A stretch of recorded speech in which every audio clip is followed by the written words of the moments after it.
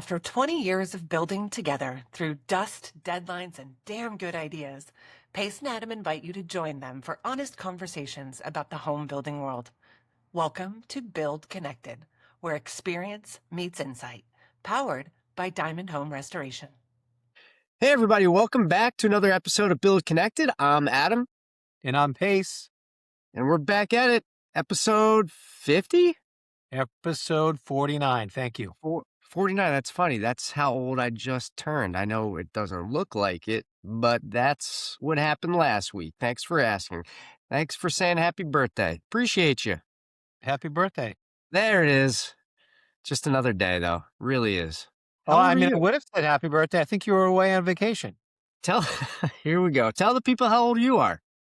56. Holy crap, you are old I as dirt. love being in my 50s. I have to say, like, it didn't depress me at all when I turned 50, but I love being in my 50s. I'm healthy, right? My brain has kicked in. I feel like, right? I really, really enjoy being in my 50s. Okay, well, good. Nobody's really seen you without a hat on. You got any hair on that head, or are you showing the bald spots? Let's see. Show the people what you got. No, Let's it's see. just gray. Come on, let's show them I that bald head. actually, hey, I did an episode like 4 or 5 back where I had no hat on, so my hair was. Oh, so the people know. The people You- know, sure. The people paying attention, like anyone who's not a co-host, right? They know. For an old guy, you do have a great head of hair. I'll give you Yeah, that. it's just more silvery, and I like that. I got no There you go. problems whatsoever. Well, let's kick things off. Today, I'm going to talk about garbage disposals. Pace, you got Exciting. You got a garbage disposal? Yes, sir. Yes, sir. You know, I have a good friend of mine from Australia. She gave us a bunch of flack for having a garbage disposal and putting food down there, and she didn't like it. But now, I mean, she's been here for a long time, and I think she likes the garbage disposal now. But something about, food waste going down the garbage disposal and not composting and that sort of thing. But to each their own, I suppose. You know who I am out there if you're listening. But in any case, there has not been any. Hang on a second. You just said you know who I am. Did you mean to say You know who you you know are. who you are? You know who I am, and I know who you are. There you go. There you go. Yeah. Um. So listen, the innovation in garbage disposals, I would say it's been pretty stagnant, wouldn't you say? There hasn't been much change in a garbage disposal over the years. Maybe a little bit quieter. Maybe they've come up with some great solutions for smaller units that take up less space. But and which was great in itself. I think I've seen Costco sell these. They're like, same horsepower, same strength, but taking up less space in your sink because they're narrower. So that was kind of the cool last innovative thing I've seen in garbage disposals. But there is a new company out there making a new garbage disposal. It's called Composer. I think their website is composer.me. In any case, their garbage disposal is fairly unique. I'm going to do my best to kind of explain how this thing works. But, when you look into your garbage disposal with the Composer, there's like a little kind of a trap door, like a guillotine door that kind of swings closed when you turn this unit on. And if anything is in the way of that guillotine mechanism, the unit will not turn on. For instance, a hand or a piece of silverware is in there. It just won't turn on. It's got to completely shut, completely closed. So that's one kind of neat feature that this unit has. But the other cool features it has is it has this enzyme liquid that's in a bottle that's attached to the unit under the sink. And ever so often it gives a little squirt automatically into the unit, and that helps break down any food that might be in there, which is a pretty smart feature. The other thing that I really like is there's a light that's attached to the underside of the garbage disposal unit. So when you open up your cabinet door, the light turns on and you get a little bit of light in there.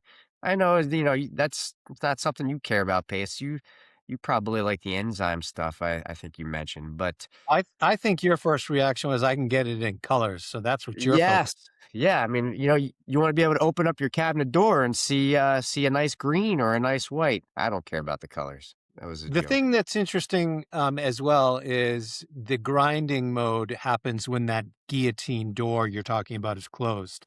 So, like the motor's quieter in general, the door closes in order to grind. So, the noise that your standard disposal makes is much reduced, right? Because that noise is sort of contained in there. And as that door closes, like a stream of water is sort of sprayed within the unit itself, so you don't have to run water anymore when you're grinding. I think it's a neat invention. It's a lot quieter. It's a lot safer. Um, I think cuts down on the smells as well. And you're right, that enzyme just breaking down like the food product that's maybe building up in your pipes. I think that's really beneficial. Yeah, I think that it comes in various colors as well. Not the actual unit. It does come in 3 colors. Who cares about that? It's under your sink. But in terms of finishes on the actual, it's not a push button or like a wall switch that we might be used to seeing, but where that push button would be in the countertop, it's kind of like a small little lever that you use to open and shut the unit. It turns it on and off, but you can get that in, stainless steel or brushed nickel or black, that sort of thing, which is cool. But yeah, they're really cool units. I think their standard is they're 1 horsepower motors. Yeah, powerful, quiet. The enzyme thing is pretty neat. I think that they are not quite available. I think you can get them on pre-sale right now if you check them out. But it's interesting to me. I'd be interested in getting one if I were redoing my kitchen or if I needed a new garbage disposal. I'd probably buy one. Yeah. I like you use the word guillotine we don't often get to use that word anymore. So, nice job on that. Oh, thank Uh, you. the guillotine reminds me of your French Revolution, right? And sort of an off with their heads mentality. And it's interestingly what I'm going to talk about today. Oh, Um, it's happened twice this week. Looking at new jobs, people's concern about um, how best to make decisions given the unrest in the world today and what that might do to material access, material prices, right? Um, and I think it just what I wanted to talk about was tied to that material cost is I think all of us as people we just want stability. This is certainly not going to be a political talk, but it's just the idea of really striving for stability. It would make our lives easier, right? And just how we can be confident in our work and the prices for the work that we do, sort of all those things.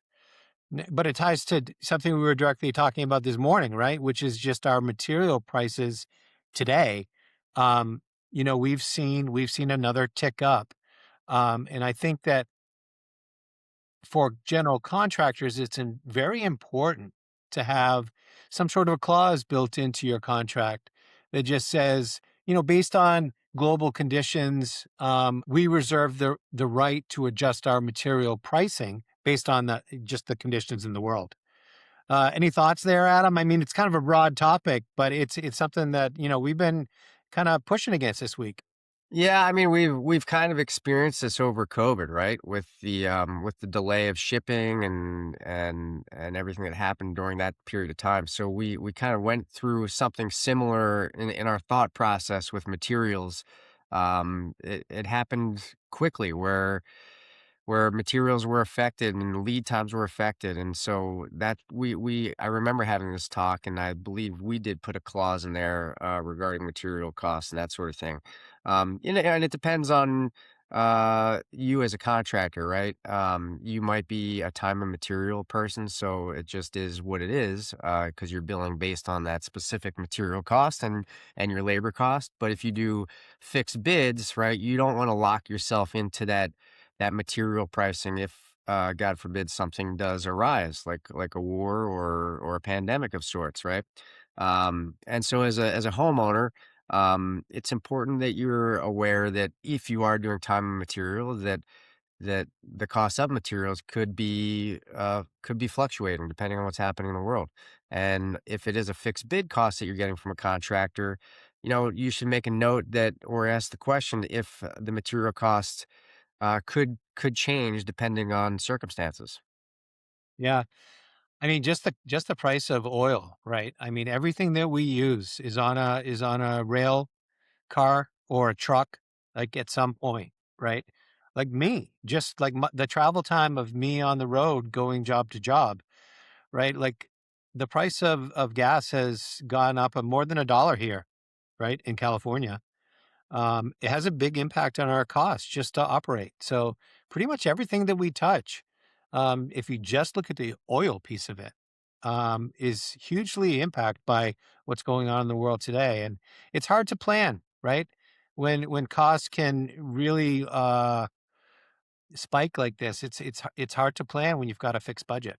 Yeah, no doubt. Yeah, I think what our gas prices are between 5.50 and 6.50, depending on what gas station you're hitting up right now. I mean, it's so funny watching like the evening news, like the national news, and they say that like the average price of gas is like $4 right now, I think. And Yeah, I we're wish I was paying, seeing that. yeah, I mean, I filled up yesterday and I paid 5.99, right? So we're paying $2 more here in California. Yeah, well, maybe we should get some electric vehicles. Well, this kind of ties into materials pace and how it affects our daily jobs and the way we're pricing things. You and I had a chat this morning about a specific job that we're on and kind of material costs and where we're ending up.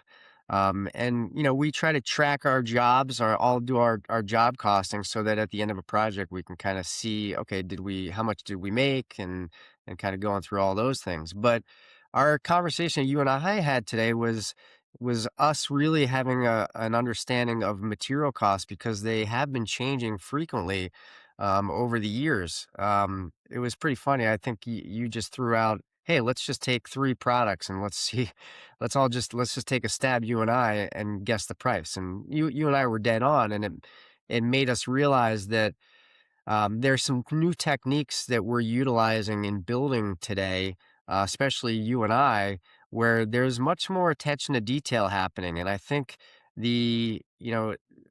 let's just take an example, right? Like air sealing a house. There's new products today that they're kind of selling us, the contractor, as being much more time efficient because it's, well, like a peel and stick membrane, right? There's no more stapling, there's no multiple layers kind of thing, but the truth is these products require much more attention to detail for air sealing. So the labor cost does increase when we're doing this, and this is not these kind of techniques aren't something that is really an option. This is the right way to build, and this is the way that we build. So I think you and I are kind of doing a check and balances on how we're approaching our labor costs and realizing that lately we are spending more time on these specific details, such as air sealing. Yeah, the bigger thing here for me is really job costing. We've talked about like young contractors, and the whole process of how carpenters move up into being business owners, at some natural point, but usually don't have any real business experience. This notion of job costing is so important to running a successful business. So yes, understanding material costs is important, but tracking, right? Like you start off, you make an estimate, and at the end you get paid, and I think most people can see whether they made money or lost money, but being able to drill down into each line in your estimate and tracking that cost, seeing where you need to improve on your initial estimates. Let's just be really simple here. Let's say your estimate contains 3 lines. One is framing, one is electrical, one is plumbing. at the end of a job, well, at the start of a job, each of those is going to be a price that you have thought about, right? And say, hey, this is going to cost this much for me to do. As you get to the end of the job, you can now see the actual amount it cost you, right? And you can see what you were paid for it. You can see the margin that you made on that particular line. That is your opportunity. By tracking that, that's your opportunity to tweak your numbers, right? So that for us, we shoot for a 10% profit margin, right? You can see how close to that 10% you were, and you can make adjustments. So theoretically, right, every year of your career, you're going to keep tweaking things. You're going to get better and better at estimating. You're going to be more and more stable at maintaining a profit margin, right? And so that ties directly into the volatility of material price, right? That volatility impacts how stable your profit margin becomes. Yeah, I mean, this is part of the learning process that never ends, right? I mean, this is we learn something on every project we do. And, right now our topic of discussion between you and I on projects is really talking about these job costing items, line items, and making sure that we're at the right price point. And yeah, there's always something you can learn and make adjustments for to be better. Yeah. There's the direct cost of, like, you're talking about, say, a sheet of plywood, right? There's a direct cost to it. But on other items that are maybe, say, a more less raw, like, say, like a stove, right? COVID showed us that the price may fluctuate, but more importantly for us was the timeline changing, right? Things no longer being able to be delivered on time led to a break in a lot of our projects, right? And that delay, that always means money for a contractor. So like there's a secondary kind of impact of that volatility. So, hopefully things stabilize here and we don't have any sort of huge spike in costs. But it's just something to keep an eye on as a contractor and as a homeowner, right? Yeah, I mean, you and I can kind of sense some of the uncertainty that's happening with clients out there, right? Even meeting with clients that we've met with months ago, and then having a new updated meeting, and we can see that there's some hesitation because of the uncertainty that's out there. And like you said, hopefully that gets reeled in, and we can continue on in a more certain world. Yeah. I think everybody, I think the message here is let's hope for some stability, right? So we can all go about our lives and do the things that make us happy. But the key is like, be aware that material costs do fluctuate. And is it really gonna can it really make or break a project, I think, right? And I think the real answer is no, right? I mean, we certainly see adjustments in material costs, but the big part of our costs are really in the labor. And we can make choices that help dictate the final outcome of your spending. Specifically, talking about finishes and such. But when it comes to framing material, and the big nuts and bolts of the project, I don't think we're seeing too much of a fluctuation where it is really going to impact the bottom line. Do you think so, Pace? No, I think you're right. I think we need to get on with it. One of my favorite quotes of all time of any movie.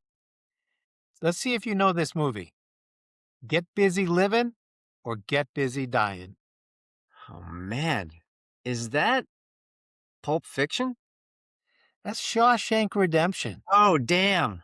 Okay. That's a good one right there. And I think that applies here, right? You can let all the things that are happening around you paralyze you, right?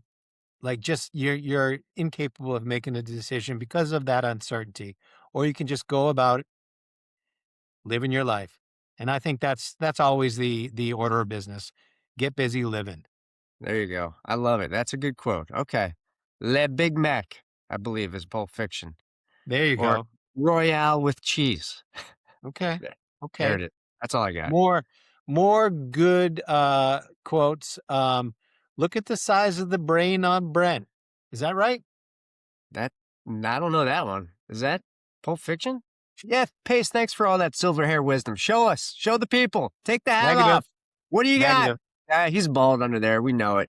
Anyway, thanks again for joining us on episode 49 of Build Connected. I am your host, Adam. On pace. Thank you. See ya. Thanks for joining us on Build Connected. For more stories, insights, and ideas, visit diamondhomerestoration.com or find us on Instagram and LinkedIn. We'll be back next week. We hope you will too.